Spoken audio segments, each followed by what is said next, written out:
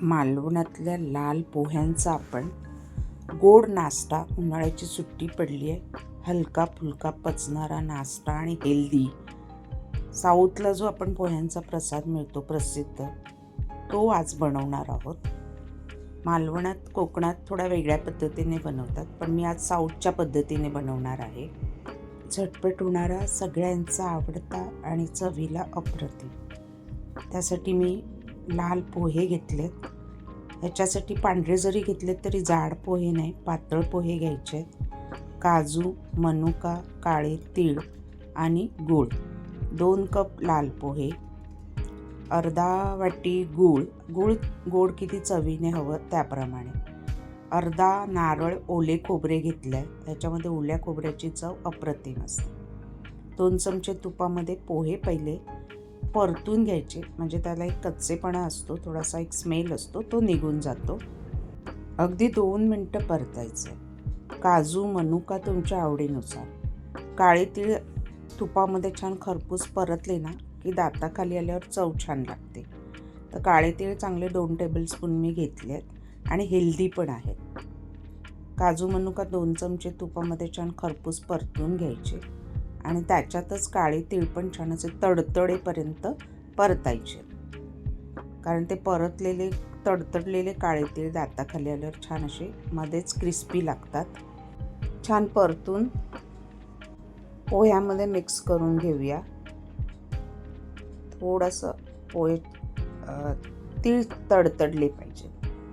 पोहे आपण ऑलरेडी तुपात परतून थोडेसे खरपूस करून घेतलेत खमंग, पण हे असे कडक पोहे नसतात. एक तर गुळाचं पाण्याचं मिश्रण असतं किंवा कोकोनट वॉटर मिक्स करतात. आपण कोकोनट वॉटर थोडंसं वापरणार आहोत. एकदम सॅगी पोहे नाही करायचे, थोडे कच्चे आणि म्हणजे कडक आणि मऊ असं मिश्र त्याचं हे असतं. आता 1 चमचे तुपामध्ये गूळ, मी 1/4 कप गूळ घेतला आहे. तर तुम्हाला गोड कसं हवं त्या अंदाजाने घ्या, कमी जास्त, मुलांना कसं आवडतं तसं. आणि त्याच्यात 1 डाऊल मी कोकोनट वॉटर मिक्स केलं आणि त्याच्यात हे फक्त गरम करायचं आहे, वितळवायचं आहे. पाक वगैरे किंवा घट्ट काही करायचं नाही. आणि गॅस बंद करायचा. गॅस बंद केल्यानंतर आपण जे पोह्यांचं मिश्रण तयार केलं आहे ते त्याच्यात ॲड करायचं आहे. वेलची जायफळ पावडर आपली राहिली होती, ती मी त्याच्यात 1 टीस्पून ॲड केली. आणि आता पोहे ॲड करून छान हलवून वरखाली एकजीव करायचं आहे, म्हणजे ते गुळाचं आणि नारळाच्या पाण्याचं मिश्रण त्या पोह्यांना चांगलं, त्या मिश्रणात पोहे थोडेसे सोक झाले पाहिजेत. ओलं खोबरं त्या पाकात म्हणजे गुळाचा जो रस बनवला त्याच्यात टाकायचं होतं, ते राहून गेलं होतं, पण नंतर मी ॲड केलं.